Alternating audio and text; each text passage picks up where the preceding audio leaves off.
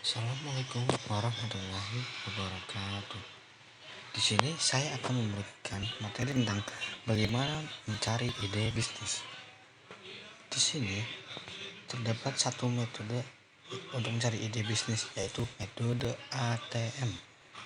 Metode ATM atau amati, tiru, dan modifikasi adalah metode pembelajaran berbasis pengalaman yang menekankan pada keterlibatan dan keikutsertaan siswa secara langsung pada hal yang dipelajari atau topik tertentu yang ingin dikembangkan menjadi tulisan. Di sini ada beberapa tahapan untuk melakukan metode ATM, yaitu mempelajari bisnis yang sudah ada. Dengan kamu mempelajari bisnis yang sudah ada, kamu akan lebih mudah mencari ide bisnis. Lalu Anda hanya akan perlu memodifikasinya agar terlihat lebih tinggi lagi nilai jualnya. Lalu kedua ada mengkaji input dan output suatu bisnis. Hal ini sangat penting ya.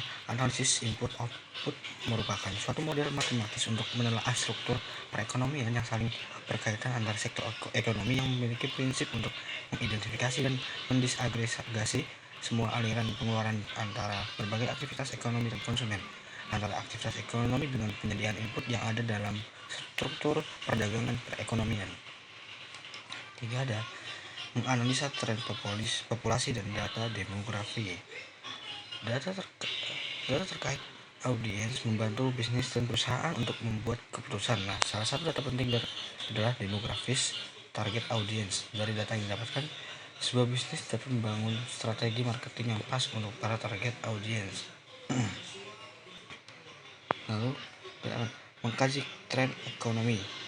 Aspek ini penting untuk diteliti karena terkait dengan dampak pada lingkungan sekitar tempat usaha itu berada. Dari sisi ekonomi, analisis dapat berupa dampak pada tingkat pendapatan per kapita di wilayah dengan tempat perusahaan berdiri dan melakukan operasional. Lalu kita meniru dan memodifikasi 7P. Apa sih itu 7P? 7P merupakan singkatan dari produk, price, promotion, place, people, process, dan physical evidence. Pertama ada produk. Apa itu produk? Produk adalah objek atau sistem atau layanan yang tersedia untuk digunakan konsumen untuk konsumen sesuai permintaan konsumen. Kedua ada price.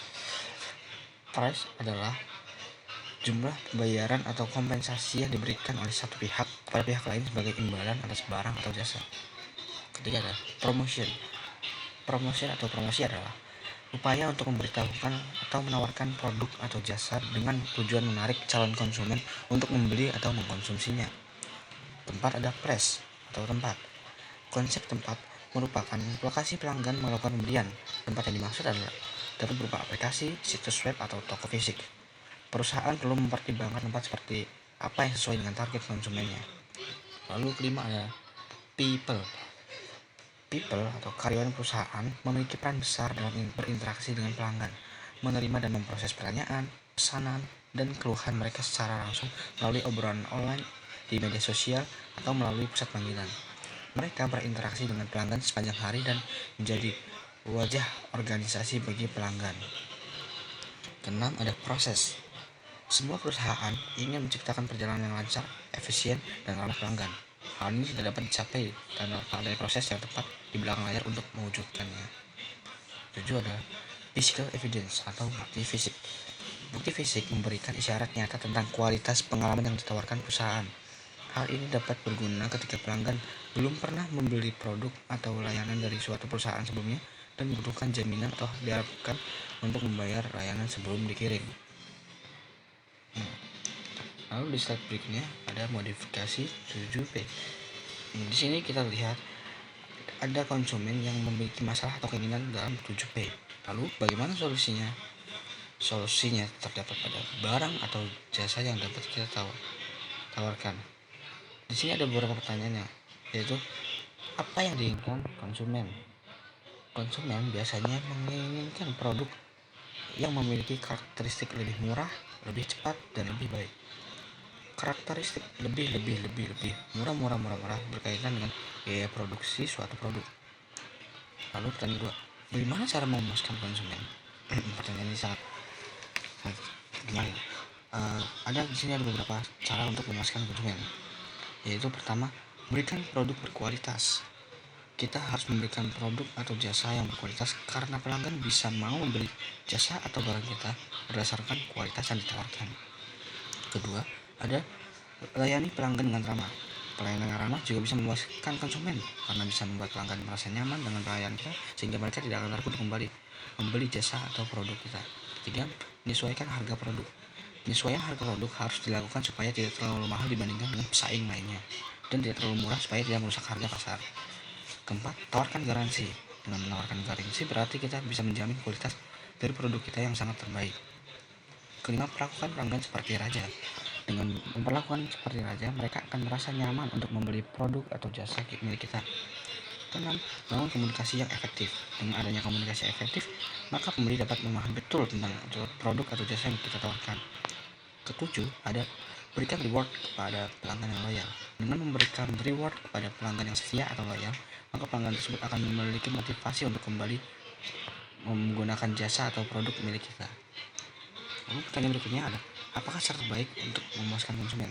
Ada beberapa cara, yaitu berikan penawaran menarik. Pelanggan akan tertarik dengan penawaran terbaik yang diberikan oleh perusahaan. Ada banyak cara yang bisa dilakukan untuk menarik dan membangun kepuasan pelanggan, khususnya untuk pelanggan yang masih baru. Tidak ada salahnya kan Anda menawarkan produk-produk terbaik dengan iklan yang menarik dan atau menawarkan produk limited edition misalnya. Dua, menjaga kualitas produk. Kualitas produk maupun jasa yang Anda tawarkan adalah hal yang utama sebagai cara membangun kepuasan pelanggan. Apabila Anda menawarkan produk berkualitas baik, dalam hal ini tidak berkurang, maka konsumen pun secara otomatis akan mempertahankan produk dan tetap menggunakan jasa Anda. Tiga, lalu ada tanamkan selalu nilai kejujuran. Dalam setiap hal, menjunjung tinggi nilai kejujuran merupakan hal yang sangat penting. Begitu pula dalam dunia bisnis. Ingat, pelanggan yang merasa dibohongi dengan produk maupun jasa yang Anda tawarkan tentu secara perlahan akan meninggalkan Anda. Lalu berikutnya, sikapi keluhan pelanggan dengan ramah. Mendapatkan masukan baik berupa kritik dan saran hingga keluhan dari pelanggan merupakan hal yang wajar terjadi dalam dunia bisnis. Maka kita harus menerimanya dengan atau menanggapi dengan cara yang ramah. Lalu ada pelayanan yang prima. Pelayanan yang prima juga menjadi salah satu faktor utama kepuasan pelanggan. Mungkin Anda pernah melihat perusahaan-perusahaan yang gulung tikar akibat tidak memberikan pelayanan yang prima kepada pelanggannya. Lalu di sini ada diskusi kelompok.